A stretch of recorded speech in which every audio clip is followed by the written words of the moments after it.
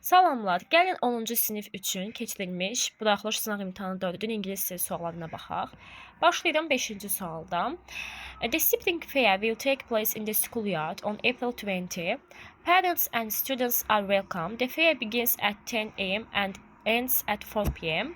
Deməli biz burada saata diqqət etməliyik ki, səhər 10-da başlayır, axşam 4-də bitir. Yəni neçə saat davam etmiş olur? 6 saat davam etmiş olur. Buna görə biz baxırıq ki, mətnə əsasən düzgünü seçməliyik. Deyir ki, tədbir 10 saat davam edəcək. Baxın, elə buradan biz görürük ki, B variantı yanlışdır. Daha sonra baxın, starts deyir, axşam 4-də başlayır, lakin ends deyir. E variantı yanlışdır. Daha sonra biz görürük ki, fair burada yarmarka mənasındadır. Yəni yaz yarmarkası məktəbin həyətində keçiriləcək. Indoors isə içəridə deməkdir, lakin həyət outdoor hesab olunur. Buna görə biz C variantına çıxırıq. Only students demişəm ki, only 99% short textlərin variantında gördüksə yanlışdır. Sadəcə tələbələr qoşula bilər. Xeyr, valideynlər və tələbələr, yəni şagirdlər yanlışdır. Cavab olacaq D variantı. Çünki günorta bitəcək. Yəni günorta saat 4-də bitəcək. Gəlin baxaq digərinə. Beylanın kitab mağazası səhər 10-dan axşam 7-yə kimi açıqdır və discount. Discount sözünün sinonimi bilirik ki, sale deməkdir. Deyək ki, günorta 2-dən 4-ə kimi də, yəni 2 saat müddətində xüsusi endirim var. Birini al və digərini yarı qiymətinə qazan. Yəni sən birini alırsan, misal üçün, digərinin yarı qiymətini ödürsən. Gəlin baxaq düzgün cavaba. Deyir ki, kitab mağazası hər gün 9 saat açıqdır. Axşam, səhər 10-dan axşam 7-yə, bəli, 9 saatdır. Elə bir ki, 10:00-dan 19:00-a kimi. Əlbəttə ki, elə biz baxırıq ki, bir də baxaq, deməli, səhər 10-dan axşam 9. Elə düzgün cavab olacaq A variantı. B-də deyir ki, discount time, yəni endirim zamanı və ərzində sən 2 kitabı pulsuz əldə edə bilərsən. 2 kitab yox. Birini almalısan ki, digərini, misal üçün, bir kitab aldın, digəri 6 manatdırsa onu yarı qiymətinə. Yəni 3 manat alacaqsan bu şəkildə. Deyir, bütün gün müddətində mövcuddur. Əlbəttə ki, xeyr. Günorta 2-dən 4-ə kimi. Deyir ki, sən birini alırsan və ikincini deməli pulsuz qazanırsan. Xeyr, free deyil ikinci. İkinci half price. Baxın, yarı qiymət nədir? Yəni 50%. 50%, bəli. Mağaza axşam 4-də bağlanır. Xeyr, biz baxırıq ki, mağaza axşam 7-də bağlanır. Buna görə də üzrlü sayın, bir dənə E variantda yanlış. Deməli, bizim düzgün cavabımız qaldı A variantı. Mağaza, baxın, hər gün səhər 10-dan axşam 7-yə kimi açıqdır. Yəni 9 saat müddətində. Burada D variantını yazmaq istəyənlər ola bilər, lakin yanlışdır. Çünki birincini alanda ikinci pulsuz deyil. Birincini alanda ikinci yarı qiymətindədir. Gəlin baxaq digərinə. Günəşli kafe. Bu da deməli səhər 7-dən axşam 7-yə kimi, yəni 12 saat açıqdır. 12 saat açıqdır. Və deyir ki, xüsusi endirim səhər 8-dən 9-adır. Birini al, birini pulsuz. Baxın, burada birini yarı qiyməti deyir, amma burada birini tam, yəni 100% pulsuz deyir. Bir dəqiqə, 100% pulsuz. İndi baxırıq. Deyir, sadəcə səhər açıqdır. Axşam 7-yə kimi açıqdır. 10-ını gördünüz çıxın. Deyir ki, sən xüsusi saatlarda alsan, bir pulsuz kofe əldə edə bilirsən. Bəli, 8-dən 9-a alsan, səhər 1 saat ərzində. Pulsuz alırsan digərini. Bütün gün ərzində davam edir. Xeyr, 8-dən 9-a kimi C yanlış. Deyir ki, 3 kofe almalısan, hətta məcbursan. Yəni, mütləq eləməlisən ki, birini pulsuz əldə eləsən. D yanlış, bir kofe ehtiyac var. Və kafe 9-a bağlanır. Xeyr, kafe 7-də bağlanır. Yəni, birbaşa bunlar riyazi tipdə olan short tekstlərdir ki, gözlə görməklə də yazmaq olur. Gəlin baxaq, deməli, digərinə. Deyir ki, dəniz haqqında çox sirli hekayələr var. Onlardan ən çaşdırıcılarından biri də deməli, gerçək hekayədir ki, crew heyət deməkdir. Yəni dəniz heyəti olmadan deməli, tapılmış gəmi haqqında olan hekayədir. 1947-ci ildə Medan adlandırılan həmin o gəmi Sakit Okean boyunca bir neçə heyət üzvləri ilə göyərtədə üzürdü və bir gün deyir gəmilərin yaxın gəmilər deməli qəribə, yəni yad kömək xahiş edən radio mesajları qəbul etdi. Mesajlar qəflətən dayandı. Sonra tezliklə digər bir gəmi deməli gəlib bu meydana çatdı və heyət göyərtədə gedəndə onlar gəmini tamamilə boş gördülər. Bütün heyət üzvləri getmişdi. Heç bir müharibə işarəsi yox idi. Savaş işarəsi daha doğrusu, döyüş savaş. Və gəmi dağıdılmamışdı. Bütün təchizat hələ də yerində idi. Daha sonra deyir, gəmi bizə göstərdi ki, hər şey deməli before the last message was sent. Yəni son mesaj göndərilməmişdən əvvəl hər şey normal idi. Heç kim bilmir ki, həmin vaxt növbəti dəfə nə baş verdi və nə üçün heyət belə qəflətən qeyb oldu, yoxa çıxdı. Deyir, çox izahlar təklif edildi. Bəzi insanlar düşündü ki, zəhərli bir qaz buna səbəb oldu. Digərləri fikirləşdi ki, deməli pirates, quldurlar bəli məsuliyyətli idi, yəni quldurlar onları yemişdi. Bununla belə gəmi daha sonra yanğına düşdü, yəni yandı və batdı və bütün sübut da gəmi ilə getdi. Bunun ucbatından da heç vaxt meydan gəmisinin sirri həll olunmadı. Mətn nə haqqındaydı? Mətn deməli Sakit Okeanda gəmi səyahətinin tarixi haqqında, dəniz səyahətinin tarixi haqqında deyildi. 2-ci Dünya müharibəsindən əlbəttə ki, danışmır. Baxın, müasir sözü burada keçmir. Deyir, məşhur gəmi yanğınları və dəniz qəzaları. Bir məqamı diqqətinizə çatdırdım ki, çox vaxt variantda mətnin nədən danışdığını soruşan sualda cəm varsa o yanlışdır. Çünki burada sadəcə bir hadisə öz əksini tapır. Bir neçə hadisəni heç vaxt şirdilmiş, yəni əsas ideya formatında danışa bilməz. Əlbəttə ki, gəmi heyətinin izah olunmaz, yox olması, qeyb olması barəsində idi. Bizdən incorrect, yəni yanlış cümləni seçməyimizi istəyir. Deməli, gəlin baxaq. 1947-ci ildə mi üzürdü? Deyəsən elə düzüydü. Bəli, through the Pacific Ocean. Doğrudur. B-də deyir ki, bəli, müxtəlif qəribə radio mesajları aldılar. B doğrudur. Deyir, aydın işarələr var idi gəmidə savaş haqqında. Amma burada no deyir. Elə buna görə də C variantı yanlışdır. 10-da deyir, mətninə görə tamamlayın. Also baxmayaraq deməkdir. Baxmayaraq ki, deyir, tapıldı. Baxmayaraq. Deməli, gəmi deyir, dərhal öz elə bir ki, ev limanına qayıtdı. Xeyr, elə bir şey demir. Heyət içəridə kabinlərdə təhlükəsiz formada yatırdı. Xeyr, zədələnmişdi. Baxın, burada deyir ki, was not damaged. Ona görə də deməli, B də yanlışdır. Daha sonra, bəli, bütün heyəti sürpriz bir şəkildə yox olmuşdu. A da yanlışdır, çünki quldurlar orada yox idi. O sadəcə bir fərziyyədir ki, bəlkə quldurlar olubdu. Deyir, nə üçün heç vaxt həll olunmadı? Çünki əlbəttə ki, elə birbaşa gözümüzə dəyir. Gəmi bütün sirləri özü ilə götürməklə bərabər yandı və batdı. True, yəni bizdən düzü istəyir. Deməli, bir neçə deyir, mesaj buraxdı gəmi. Nə üçün? Yox, heyət bir neçə mesaj buraxdı ki, gəmi, onlar nə üçün gəmi təklif? Xeyr, heç bir mesaj yox idi. False. Baxın, deyir, was solved. Sir həll olundu. Amma burada nə deyir? Has never been solved. Yəni, heç vaxt həll olunmuyubdu. 2 də yanlışdır. Deyir, gəmi boş tapılmışdı, lakin heç bir işarə yox idi. Belə deyək də, heç bir zədə işarəsi yox idi. 3 doğrudur.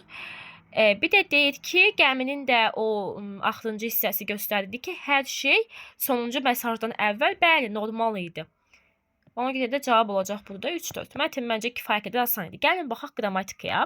Biz bilirik ki, veridən sonra adi dərəcə gəlməlidir. Zəndən sonra isə müqayisə gəlməlidir. Deməli, müqayisə.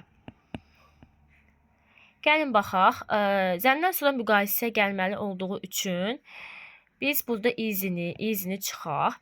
Easy 2 hecalı sözdür. Sonu y hərfi ilə bitdiyi üçün easier formasında olur müqayisəsi. Ona görə biz modu da çıxaq. Həm də onsuz da veri də moddan işlənməz, moddan işlənməz, yenə demosdan işlənməz. Deməli, deyir ki, this book is very interesting. Bu kitab çox maraqlıdır. But easier than the previous one. Çox maraqlıdır, amma digər birindən daha asandır.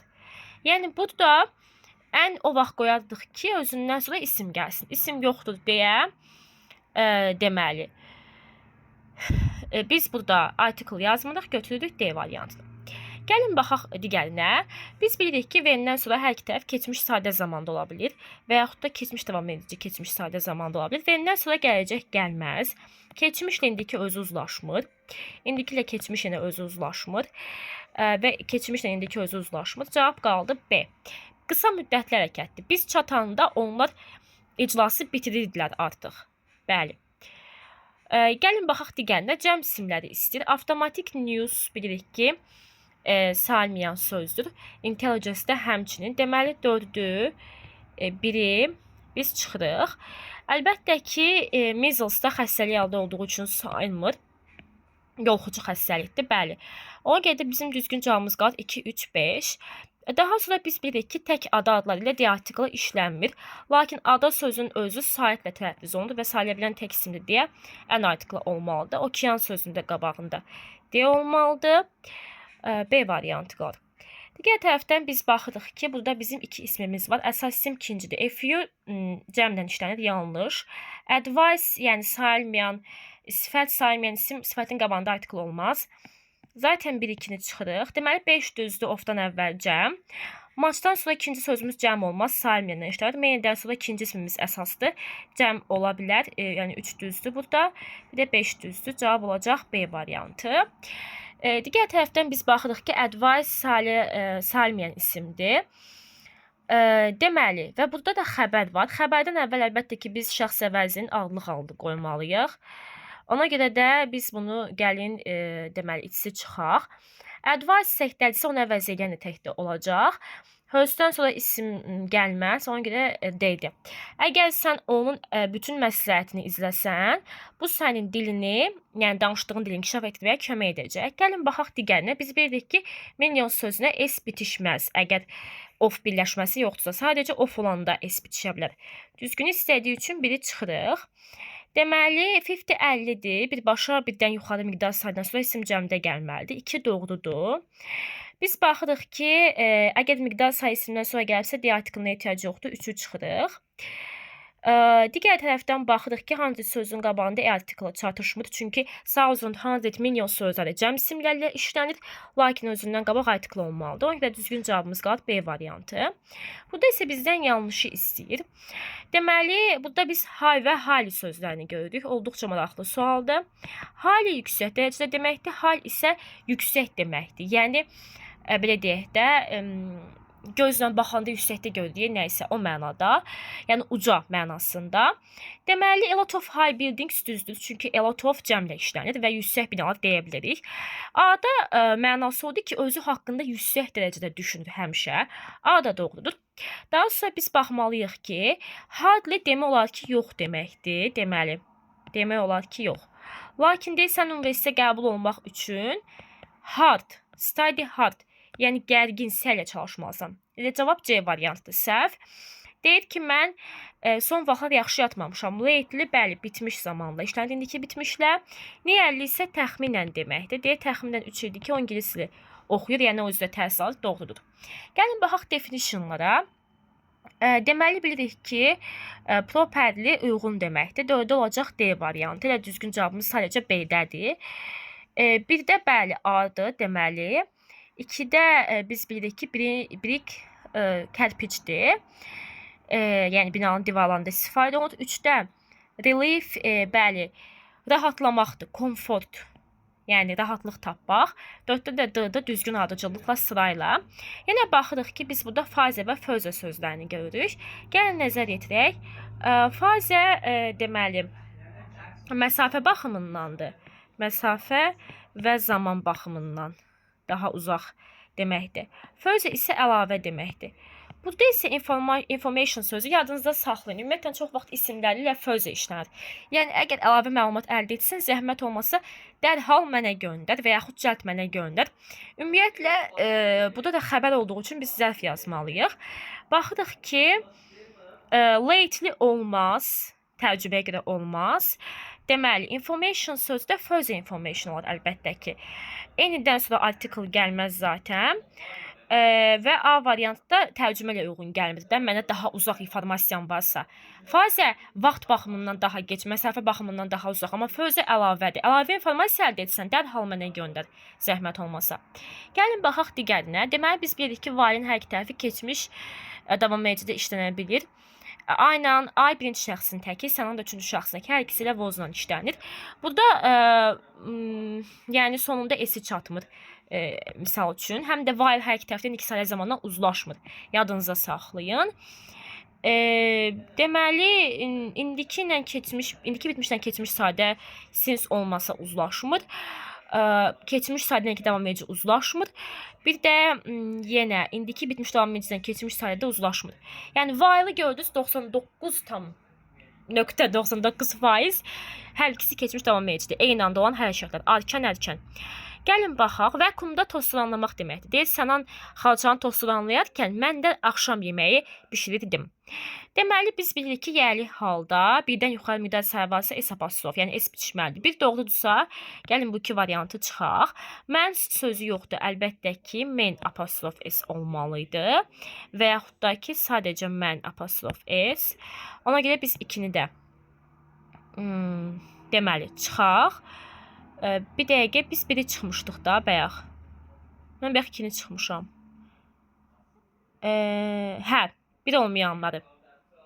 Biri olmayanlara çıxmışam, ikini çıxdıq. Aha, doğrudur. Deməli, gəlin baxaq ki, 1 və 3 var. Lakin 1, 3, baxın, 5-də səhv oldu ki, 5-i izah edim. Bu cəmdədirsə, bu sadəcə apostrofla üzəriyəliyik. Əlavə bir S-ə ehtiyac yoxdur. Yəni 2S artıqdır. 3 və 4-də baxanda isə gördük ki, Annanın çantası təkdə cəm ismin yəli apostrof S-lə düzəlir. Yenə məsafələr də əlbəttə ki, apostrof S-lə düzəlir. 1 mil məsafə, yəni cavab olacaq 1, 3, 4. 25-də bizdən antonimləri, yəni əks mənalı sözlər istəyir. Hər ikisi bunların nəhəng deməkdir, yəni çox böyük. Bu sinonimdir. Deməli, sinonim. Bunlar da adidir, hər ikisi rəsmidir, yəni sinonimdir. Antadi, səliqəsiz, nic səliqəli antonim. Deməli, daha sonra argue, quarrel, hər ikisi mübahisə etməkdir. Daha doğrusu formalla casual antonim, düzüldür sanki. Casual adidir, gündəlik, amma formal rəsmidir. Pray, dua etməkdir. Əqdi razılaşmaqdır. Ona ümumiyyətlə nə sinonimdir, nə antonimdir. Bu şəkildə deməli izahını verdim. Daha çox videolar üçün kanalıma abunə ola bilərsiniz. Sağ olun.